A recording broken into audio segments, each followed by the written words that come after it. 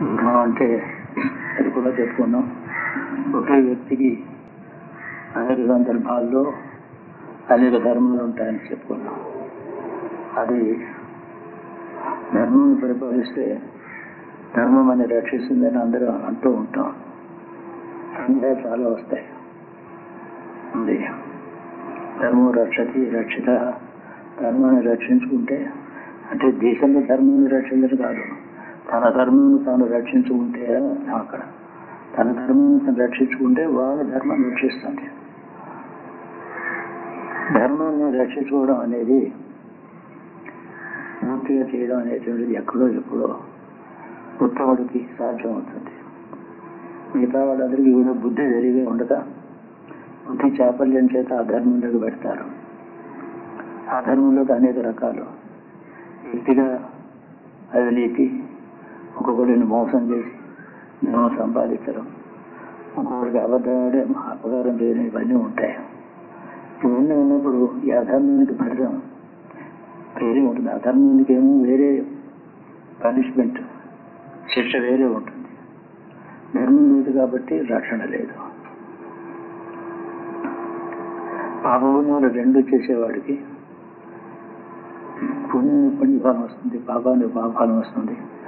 ఎందుకంటే తన పాత్ర ఆ సందర్భాలలో తాను సక్రమంగా నిర్వహించాడా, నిర్వహణం చేత దుర్గుణం చేత కానీ తాను ఏమన్నా ధర్మాన్ని తప్పి తెలిసి చేశాడా తప్పు, లేదా తెలిసి చేసిన తర్వాత శిక్ష ఎక్కువ ఉంటుంది. అంటే ఏమిటి తెలిసి ఉండడం అంటే ఎవరికి, ఏదో మట్టి దవ్వుకునే వాడికి వాడికి కాదు, మనలాంటి వాళ్ళకి. అది ధర్మం ఏదో తెలుసు, అధర్మం ఏదో తెలుసు. ఇది ధర్మం ఏదో అధర్మం అని చెప్పి తెలిసింది కూడా మేమేం అధర్మం చేస్తున్నామండి, మేము సామాన్య జీవనం జీవిస్తున్నాం అంటే అవును, మనం హత్యలు చేయలేము, దొంగ సత్యాలు ఇచ్చి ఎవరి సొమ్ము కాజేయలేము, కోట్ల కొద్ది ధనం అబద్ధం ఆడి సంపాదించలేము, ఇవన్నీ లేవు మన దగ్గర. సామాన్యమైన మధ్యతరగతి ప్రజలం మనం. అయినా కూడా కొన్ని సందర్భాలలో గృహస్థ ధర్మం, భార్య ధర్మం, భర్త ధర్మం, కొడుకు ధర్మం, కూతురు ధర్మం, ఈ ధర్మాలన్నీ ఉంటాయి. సక్రమంగా నడిపిస్తున్నామా? ఉన్నవాళ్ళు అందువల్ల మనం ఆచరించడం చేత, మన ప్రవర్తన చేత ఎవరికి ఎటువంటి కష్టం కలుగుతుంది, ఎవరికి ఇబ్బంది కలుగుతుంది, ఇవన్నీ ఆలోచిస్తే ఎక్కడో అధర్మం జరుగుతూనే ఉంటుంది. కావాలని చెప్పి ఎవరికి అపకారం చేయకపోయినా జరుగుతుంది. కాబట్టి ధర్మం ఆపత్కాలంలో రక్షిస్తుందని ఒక అర్థం ఉంది. ఆపత్కాలం అంటే ఏంటి, రక్షించడం అంటే ఏమిటి, అసలు కష్టం రావాలి. కష్టం ఎందుకు వస్తుంది? ధర్మంలో ఉండేవాడికి ఒకప్పుడు చేసిన పాపం వల్ల, ఒకప్పుడు చేసిన పాపం వల్ల కష్టం వచ్చినప్పుడు రక్షించేది ఎవరు కాదు, మనుషులు కాదు, ధనం కాదు, ఏం కాదు, పదవి కాదు, వాడు ఆచరించిన ధర్మం వాడిని రక్షిస్తుంది. అయితే పాండవుల విషయం తీసుకుంటే మొదటి నుంచి ధర్మంలోనే ఉన్నారు. వాళ్ళకు వచ్చిన కష్టాలు సామాన్యం కాదు, చాలా కష్టాలు వచ్చాయి. వాళ్ళు జ్ఞాతుల చేత వంచబడ్డారు. వాళ్ళ భార్య కూడా సభలో అవమానించబడింది, మోసం చేశారు. అది ఒక ఇంట్లో నిద్రపోతుంటే అగ్నిహోత్రం పెట్టారు, చంపాలని విషం పెట్టారు, సముద్రంలో తోశారు. వాళ్ళు చేయనటువంటి అపకారం ఏమీ లేదు, అన్నింటిలోంచి బయటపెట్టారు. కౌరవులు చేసిన అపకారాలు ఎన్నో, అందులోంచి మళ్ళీ ఎలా పడ్డారు వాళ్ళు. ధర్మ రక్షతి అంటే అది. ఆపదలు ఎందుకు వచ్చాయి? అది వీళ్ళ పాపం కాదు, భూమి పాపం. అంటే మనం బాగా ఉన్నప్పటికీ పాపం చేసే దుర్మార్గుడు పక్కన ఉంటాడు, వాడి స్వభావం అది. వాడి పక్క నుంచి పెడతాం మనం, వాడు అపకారం చేస్తాడు. ఈ ప్రపంచంలో మోసాలన్నీ కూడా కొందరు పాపాత్మల వల్ల కొందరు సజ్జనులే వాడు సజ్జనులే. అయినా దుర్మార్గులు ఉన్నారు ప్రపంచంలో. ఆ దుర్మార్గులు ఎవరు? ఆ రాక్షసులు ఎవరు? ఆ హంతకులు ఎవరు? ప్రపంచం అందరూ కలిసి చేసిన పాపాలకు ఫలం అది. తరతరాల నుంచి, యుగ యుగాల నుంచి అన్ని ప్రాంతి పెద్ద పెద్ద వాళ్ళు, బ్రాహ్మణులు, రాజకీయవేత్తలు, రాజ్యాన్ని పరిపాలించిన వాళ్ళు, ధనవంతులు, వాళ్ళందరూ చాలా పాపాలు చేశారు. ఆ పాపఫలం వాళ్ళు ఒకరు నరకానికి పోతే సరిపోలేదు.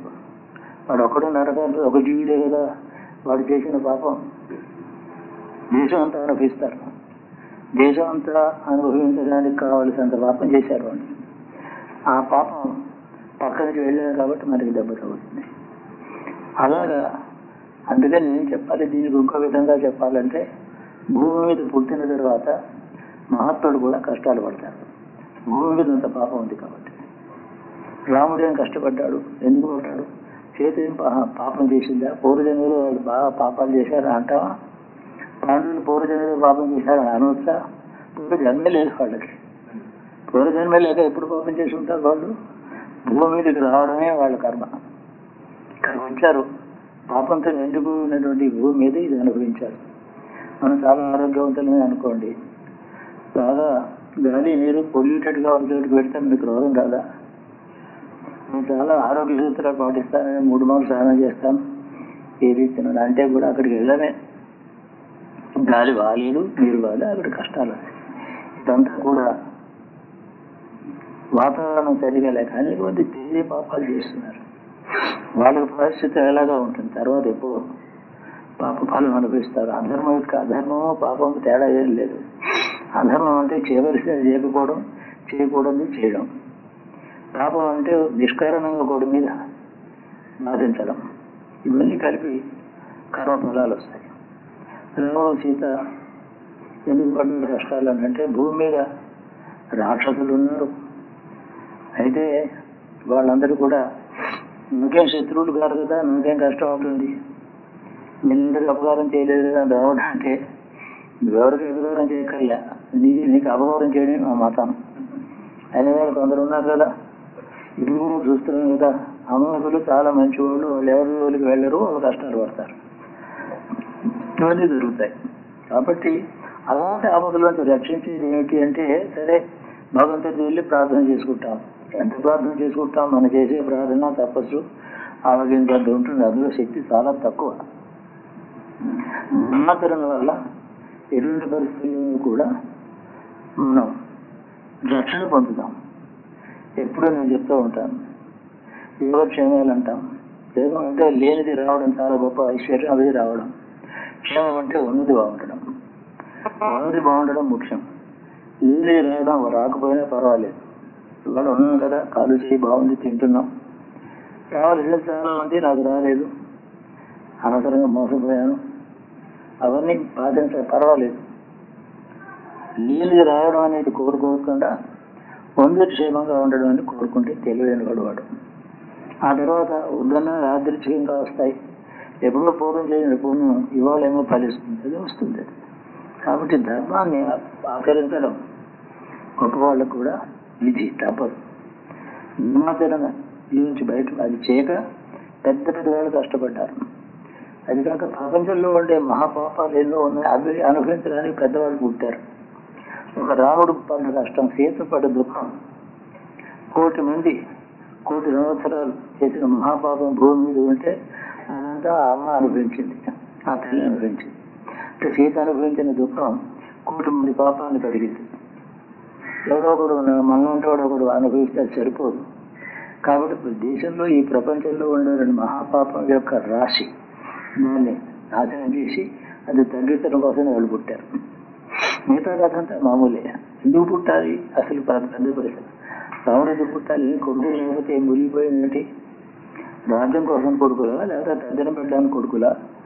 అలా లేదు, పుణ్యం చేసుకున్నాడు, స్వర్గంగా పోతాడు కొడుకు లేకపోయినా. కాబట్టి అంతేకాక ఎవరో కొడుకు పుడితే చాలనుకున్నాడు వంశంలో. విష్ణువు పుట్టాలని అనుకున్నాడు ఏంటి వాడు? మహావిష్ణువు తన కొడుకు పుట్టాలి అంతే కదా, సంకల్పం మీద పుత్రరామేశ్వరులు ఎవరో కొడుకు పుట్టాలి. కానీ ఆ వంకని ఈశ్వరుడే వచ్చి అవసరం వచ్చి దేశంలో పెరిగిపోయినటువంటి పాపాన్ని తాను అనుభవించి క్షయం చేసి లోకాన్ని నిష్కంటకం చేసి బాగు చేసి వెళ్ళాడు. అలా జరుగుతుంది. పాండవులు కూడా దేవతల అంశంలో పుట్టిన వాళ్ళే, కానీ మహాపాపాత్ములకి ఫస్ట్ కజిన్స్ గా పుట్టారు వాళ్ళు. ఎక్కడో బ్రాహ్మణ జన్మ కదా కాదు, అక్కడ ప్లాన్ ఉంది, పెద్ద ప్లాన్. మీరు గొప్పవాళ్లే కానీ వాయు పుత్రుడు ఒకడును, అగ్నిపుత్రుడు ఇంకోడు, ఇంద్రపుత్రుడు గొప్పవాళ్లే కానీ అనుభవిస్తే కానీ తరగనటువంటి పాపం భూమి మీద ఒకటి ఉంది. అందుకని రాక్షసులు కట్టి నీచులు ఉన్నారు ఇక్కడ దుర్మార్గులు. వాళ్ళతో దగ్గరగా పుట్టి వాళ్ళతోనే పెరిగి వాళ్ళ ఇంట్లోనే అన్నింటిలో పెరగండి, మీకంటే ముందరగానే పోతాడు అదొకటి.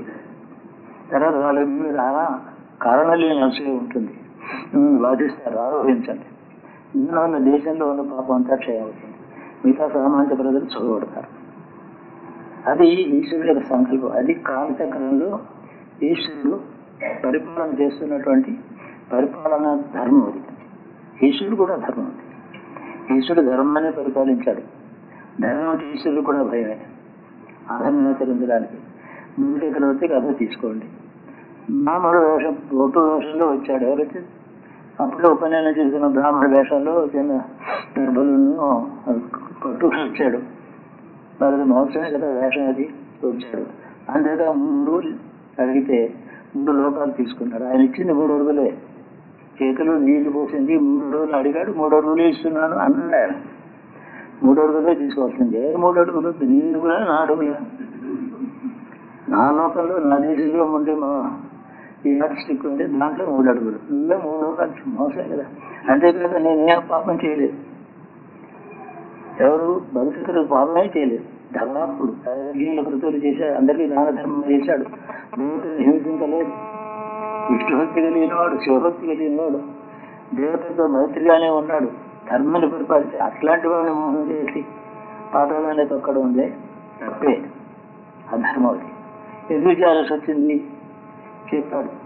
ఇంద్రుడికి సమానమైన వాడు ఈ లోకంలో ఇంకొకటి ఉండకూడదు, ఇంద్రుడికి పోటీ ఉండకూడదు అని నేను ఇంద్రుడికి ప్రార్థన చేశాను. నువ్వు ఇంద్రుడి కంటే గొప్పవాడు అవుతున్నావు. మరి దేవతలందరూ నీ శక్తి నీకు వచ్చే దండం పెడతారు. రాక్షసులు దేవతలు ఇద్దరు కూడా నీ పరిపాలనలో వచ్చే ప్రమాదం కనబడతాను. కాబట్టి ఇంద్రుడికి నేను చేసిన వాగ్దానం ప్రకారం నేను ఇక్కడి నుంచి పంపించేసి కానీ మోసం చేసిన ఏం అడగలేదు. ప్రాశస్త్యం ఏం చేస్తాను అడిగాడు, సంతోషంగా వెళ్ళిపోయాడు. పైగా మహాలక్ష్మి కొప్పులు పూలు ముడుస్తాడు, ఆ చేతితో నాకు కింద పెట్టాడు, నాకు అడిగాడు. ఆనాడు చేయి కింద చాపింది కదా, నా గొప్పలోనే ఉంది అన్నాడు. ఉదాత్తమైన వ్యక్తి, గొప్ప వ్యక్తి. పాదాలని పంపిస్తే వెళ్ళిపోయాడు. అప్పుడు అన్నాడు, ఓ బల్లి, ఈ మోసం చేసి కిందకి పంపించాను, ఈ స్వర్గం కంటే ఇంకా ఎక్కువ భోగభాగ్యాలు ఉన్నటువంటి భోగవతి పట్టణం అని పాతాళంలో చివరిలో ఉండేది, దాంట్లో ఉండు నువ్వు. అంతేగాక నీ పట్టణానికి నేను కాపలాగా ఉంటాను గేటు దగ్గర, దాంతో నా పాపం పోతుంది, నాకు అధర్మం పోతుంది. కాబట్టి అంతేకాక నీ అనుయాయులైన రాక్షసులందరూ కూడా నువ్వు ఇంద్రుడు కావాలని వాళ్ళ కోరుకుంది, నీకు లేదు. నీ అనుయాయులు ఇంద్రుడు కావాలని, నువ్వు ఇంద్రుడైతే నీ స్వర్గం అందం అవుతుందని వాళ్ళు అనుకున్నారు. మనవాడు స్వర్గంలోకి వెళ్ళి యజమాని కావాలి, ఎందుకంటే మన కోసం. మన పార్టీ వాడు గెలిస్తే మనం ఇష్టం అన్నీ చేయవచ్చు, మన నాయకుడు గెలవాలి, వాడి కోసం మన కోసం. అలాగా కాబట్టి వాళ్ళ కోరిక ప్రకారం నువ్వు తప్పకుండా ఇంద్రుడు అవుతావు. ఇప్పుడు ఇంద్రుడు ఉన్నాడే, ఆయన ఆయువు అయిపోతుంది, తర్వాత నువ్వే ఇంద్రుడికి 2 వరాలు ఇచ్చాడు. భోగవతి పట్టణానికి కావలసి అన్నాడు, భవిష్యత్ ఇంద్రుడు నువ్వే అన్నాడు. ఏంటి కంపెన్సేట్ చేశాడు ఆ ధర్మానికి. అంటే విష్ణువు కూడా ఆ ధర్మానికి బాగుపడతాడు. బలి చక్రవర్తి కంటే గొప్ప ఎగ్జాంపుల్ లేదు. కాబట్టి ధర్మం తెలిసి ఆ ధర్మం ఆచరించకపోయినా, ఇది అధర్మం అని తెలిసిండు కూడా ఆ పని పాడుకొని చేసిన శిక్ష తప్పదు. మనుషులు శిక్షను తప్పించుకోలేరు, ప్రాయశ్చిత్తం ఉండదు, ఏం చేయలేరు దానికి. కాబట్టి ధర్మం చాలా గొప్ప విషయం అని. ధర్మం రక్షతి అంటే ఇతర పాప ఫలాల వల్ల కానీ, లోకంలో ఉండే దుష్టశక్తుల వల్ల కానీ ఆపద వచ్చినప్పుడు నా ధర్మం నన్ను రక్షిస్తుంది. ఇంకొకటి, ఈ ధర్మం రక్షిస్తుంది ఈ లోకంలో అని ఎవరు చెప్పారు? అందులో ఆ మాట లేదు. శరీరం పోయిన తర్వాత ఏదో లోకాలు నరకానికి పోతామేమో, ఈ ధర్మం అక్కడ రక్షిస్తుంది, నరకానికి పోకుండా. పితృలోకాన్ని పంపిస్తుంది, అధర్లోకాన్ని పంపిస్తుంది, మళ్ళీ ఇక్కడ జన్మలు ఇస్తుంది. ఈ జీవుని రక్షిస్తుంది ధర్మం. అందుకని ధర్మం చేత రక్షించబడవలసిందే. ధర్మాన్ని ఆచరించు. నీ వృత్తి ఏమిటి, నీ కులం ఏమిటి, నువ్వు ఎదురు ఏ వంశంలో పుట్టావు, నువ్వు నీ కుటుంబం ఏమిటి, నీ పేరేమిటి, నువ్వు ఎవరు అసలు, వీటిని బట్టి నీ ధర్మం ఉంటుంది. నేను ఎవరో నాకు బాగా తెలుసు, కానీ నా ధర్మం కూడా నాకు తెలుసు. నేను ఇంకా వాళ్ళు ఇతరుల ధర్మం వల్లే బ్రాహ్మడే పుట్టి సూదర ధర్మంలో ఉండడం, అది ఆ ధర్మం. అది ఎందుకు వెళ్ళాలి? అది భ్రష్టత్వం. భ్రష్టత్వం అంటే ఏంటి? పైనుంచి కింద పడ్డాలి. నేనున్నవాడే కదా భ్రష్టుడు అవుతాడు, కింద ఉన్నవాడిని భ్రష్టు అవుతాడు. రోడ్డు మీద పక్కన నడిచేవాడికి యాక్సిడెంట్స్ ఉండవు, మోటార్ సైకిల్ వాటికి ఉంటాడు. వెళ్ళేవి ఇంకా ఉంటాయి, ప్లేన్లు వెళ్ళేవి ఇంకా భయంకరంగా ఉంటాయి. ఎంత ఎదిగితే అంత ప్రమాదాలు అవకాశం ఉంది. కాబట్టి మనిషి గురువు చేత, వేదముల చేత, జ్ఞానం చేత, ధర్మజ్ఞానం చేత, పవిత్రత చేత పైకి వెళ్ళిన తర్వాత పతనం ఎక్కువ అవకాశం ఉంది. అందుకనే ఎక్కువలు ఉంటే బాధ్యతగా పతనం నుంచి కాపాడుకోవడం అనే శక్తి అవసరం ఎక్కడ ఉంటుందో వాడు ఉత్తముడు. నాకు పతనం లేకుండా కాపాడుకుంటాను అంటే వాడు ఉత్తముడు. అన్నీ తెలిసి తప్పులను చెప్పి తెలిసి పిల్లలు కూడా ప్రోత్సహించి తాను తప్పులు చేస్తూ ఉండేవాళ్ళు కూడా లోకంలో ఉన్నారు. వాళ్ళు చదువు వాళ్ళని ఆఖరికి అడ్డులే, అది అలాగే ఉంది లేదు. తెలిసేసిన దానికి ప్రాశ్చిత్యం ఎలాగో అప్పుడు తప్పాలి. ఆనాడు మనం ఎప్పుడు కూడా ఈశ్వరానుగ్రహం కోరుతూ ఈశ్వరుని అడగవలసింది ఏంటంటే, నీ చేసిన పాపాలకు శిక్ష లేకుండా చేయని చాలా తప్పదు. అలా అవదు. ఏడు అనుభవించాలో చెప్పు. నీ భార్య అనుభవించమంటావా? నీ కొడుకులు అనుభవించమంటావా? లేదంటే నా పక్కింటి వాడికి ఇవ్వండి ఆ శిక్ష. ఊరుకుంటాడు ఆయన. ఈ అడగడం చేత ఇంకా పాపం ఎక్కువైంది. అంటే నువ్వే డబ్బులు రెట్టింపు అనిపించు. నీ కొడుకు బాధపడకూడదు, నీ భార్య బాధపడుతుంది. అందరూ నువ్వు చేసిన పాపం ఎవడో అనిపిస్తుంది. కాబట్టి ఈ ప్రార్థన వల్ల రక్షణ సరిపోదు. చిన్న తప్పుకి తపస్సు చేసుకున్నారు ప్రాశ్చిత్యంగా పూర్వం అని, అలాంటి కథలు ఎన్నో ఉన్నాయి. కాబట్టి మనం భారతీయుల్ని ఎప్పుడైతే చెప్పుకున్నావో భారతీయ ధర్మంలో జీవిస్తున్నాను అని చెప్పుకోవాలన్నమాట. భారతీయ ధర్మంలో జీవించడము భారతీయులే పుట్టడం. పురుషుడు పురుషుడు వలె జీవిస్తాడు, స్త్రీ స్త్రీ వలె జీవిస్తుంది, కర్షకుడు కర్షకుడు వలె జీవిస్తాడు, కష్టపడి పనిచేసేవాడు కార్మికుడు కార్మికుడుగా జీవిస్తాడు, ఇంకొకడు ఒక్కొక్క అంతస్తులో జీవిస్తారు. తప్పే లేదు. వర్ణధర్మం కొంతకాలం పోవచ్చు, కానీ ఆశ్రమ ధర్మం పోదు. కొంతకాలం 4 వర్ణాలు ఏకమైపోవచ్చు. అది 4 వర్ణాలు బ్రాహ్మణ క్షత్రియ వైశ్య, క్షత్రియులు లేరు, బ్రాహ్మణులు లేరు, అన్ని ఏకమైపోతాయి. కొంతకాలం నీకేముండదు. కానీ ఈ లౌకికంగా ఉండే జీవనంలో ఉండే భౌతిక ధర్మాలు, ఈ ధర్మాలు అంతఃకరణ విషయమే ధర్మం ప్రధాన. అదే తర్వాత నిలబడేది అంతఃకరణలో ఉండే ధర్మమే. కానీ జన్మత వచ్చినటువంటి కులధర్మం ఏదైతే ఉందో అది శాస్త్రంలో నిలబడదు. అయితే 100 ఏళ్ళు అది తర్వాత మిగతా అంతా అందరూ మనుషులే, అందరూ సంఘమే. కానీ అంతఃకరణకు సంబంధించిన ధర్మం మాత్రం అందులో కులం ఉంటుంది. అది అంతఃకరణ ఏ కులంలో చెందింది, కులంలో జీవించినట్టు. ఆ అంతఃకరణ జన్మతో సంబంధం లేదు. అది నీ తల్లిదండ్రులు ఎవరు, నీ గోత్రాలు అడగకర్లే, వాడు అంతఃకరణ విప్రుడు. అది అంతఃకరణలో ఒక నీచుడు. కాబట్టి అంతఃకరణ ధర్మం మిగులుతుంది. అలాగే ఆశ్రమ ధర్మం అంటే వర్ణాశ్రమ ధర్మం ఉంటుంది. వర్ణధర్మం వేరు, ఆశ్రమ ధర్మం. ఆశ్రమ ధర్మం అంటే చిన్నప్పుడు చదువుకోవాలి, మళ్ళీ అది ఒక ఆశ్రమం. గృహస్థాశ్రమం, పెళ్లి చేసుకున్నాడు వెళ్ళి, ఆ తర్వాత సన్యాసాశ్రమం, వానప్రస్థాశ్రమం, ఇవన్నీ ఉన్న ఆయా ఆశ్రమాలు అంటే వేరే divisions of life, appropriate activities అవి నిలబడతాయి. అప్పుడు తపస్సు చేసుకునే వాళ్ళు ఉంటారు, అప్పుడు సంధించే వాళ్ళు ఉంటారు, చిన్నప్పుడు వేదం చదువుకునే వాళ్ళు ఉంటారు, లేకపోతే ఇంకేదో శాస్త్రాలు చదువుకునే వాళ్ళు ఉంటారు, కళలు చేసి నేర్చుకునే వాళ్ళు ఉంటారు. ఇవన్నీ ఉంటాయి. ధర్మం వల్ల అంతఃకరణకి విడుతుంది శరీరం నుంచి, గుర్తుపెట్టుకుంటుంది. కాబట్టి ధర్మ శాశ్వతం అంటే భౌతిక రూపంగా కాదు, సూక్ష్మ రూపంలో. అదే యథార్థం. ఇదేమో భౌతిక, అది యథార్థం. అలాగే భవిష్యత్తు ఉంది భారతదేశానికి. భారతదేశంలో ధర్మం మరి ఇలా అయిపోయింది, ధర్మం పాడైంది కదా అంటే ధర్మం నాలుగు వాళ్ళు ఏం చేస్తామంటే ధర్మం నశించదయ్యా, ధర్మ గ్లాని అని పేరు పెట్టాడు. అటే ఏదో బోగా అంటుకుంది బట్టకి, కడిగితే పోతుంది కదా. కాబట్టి గ్లాని అన్నారు కానీ ధర్మం నశిస్తానే కూడా చెప్పలేదు. భవిష్యత్తులో ఎప్పుడో నాడు ఈ ధర్మం యొక్క నాశ స్వరూపం ఇప్పుడు కనపడ్డట్టు కాదు, ఇంకోలా కనపడుతుంది. ఇప్పుడు మాత్రం ఏం బాగుంది, 100 ఏళ్ళ క్రితం ఉన్న ధర్మం ఎప్పుడుందా, కొలవ వస్తుందా, ఏం లేదు. ఇవన్నీ మనుషులు పెద్ద నిర్మాణం చేసిన సంఘ వ్యవహారం ఆడిపోతాయి. అది సూక్ష్మంలో మాత్రం ధర్మం శాశ్వతంగా ఉంటుంది. ధర్మానికి గ్లాని అంటే ఆచరణ, పెద్దవాళ్ళు ఆచరించే ధర్మంలో గ్లాని అని అర్థం. పెద్దలు ఆచరించడంలో దోషం. కౌరులు అంత మహాపాపం చేశారు. అయితే ఏమైంది, వాళ్ళ చివరికి ఆకాన్ని రాస్తారు, నరకానికి పోయారు. కౌరవులు దుర్యోధను కలిలో కలిసిపోయాడు. వాడు కలిసిపోయిన కలిలో మనం పరుగుతున్నాం మనం. కాబట్టి వాడి లక్షణాలు ఎక్కడో అక్కడ ఉంటూ ఉంటాయి. ఇప్పుడు వాడు కలిలో కలిసిపోయాడు. వాళ్ళు అందులో ఉన్నాం మనం.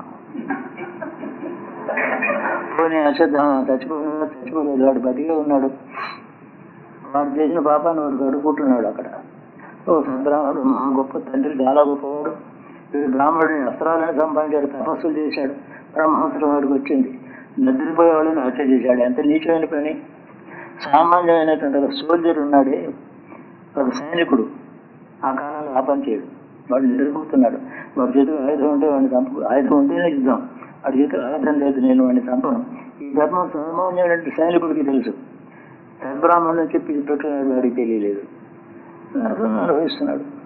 అంటే వాడికి సరిపడే శిక్ష నరకంలో లేక భూమి మీదే మీ శరీరం ఉండవని సృష్టించారు. అక్కడ సరిపడక లేదు. కాబట్టి ఎంత పెద్దవాడు అధర్మం చేస్తాడో అంత పెద్ద శిక్ష. లేకపోతే నేను సామాన్యుని చెప్పుకుంటూ సామాన్య జీవనం జీవిస్తూ అంతకళ్ళలో మాత్రం భగవంతుని స్మరిస్తూ నా చేత అధర్మం జరగకూడదు, ఆ విధంగా రక్షించు, నేను అధర్మం చేయకుండా ఉండేటట్టు రక్షించు అని భగవంతుని అడగడం. క్షేమం ముందు అడగడం, తర్వాత యోగం అడగడం. ఏ వివేకం! భగవంతుని రోజు ఏదో చేస్తాం. కుంటి పూలు గుడ్డి పూలు ఏదో చేస్తాం. ఇన్ని పూలు చేస్తారు నాకు అని మంత్రం, నాకు ఒక మంత్రం కూడా 10 పూలు వేయడం ఏదో చేస్తాం. మరి ఈ పూజ అంతా చాలా పర్ఫెక్ట్గా ఉండేటి. మనసులో నమస్కారం అని భావన ఉంటుంది. మనసులో ఏదో అపరాధం జరుగుతుంది, జాగ్రత్తగా ఉంది కాపాడు, అధర్మం జరగకుండా కాపాడు. అధర్మం ఎక్కడుంది, నా సమీపానికి రాకూడదు. నేను అధర్మం ఊళ్ళో ఉండేవాడు కదా, నేను మోసపోతే నేను అధర్మంగా పాలు పంచుకుంటాను. అలా కాకూడదు. అంటే ఎప్పుడు ధర్మం ధర్మం ఉంటే బాగుంటుంది. శుభం. 2013 ఆనందవనం, భీమునిపట్నం యోగ గణపతి దేవాలయం.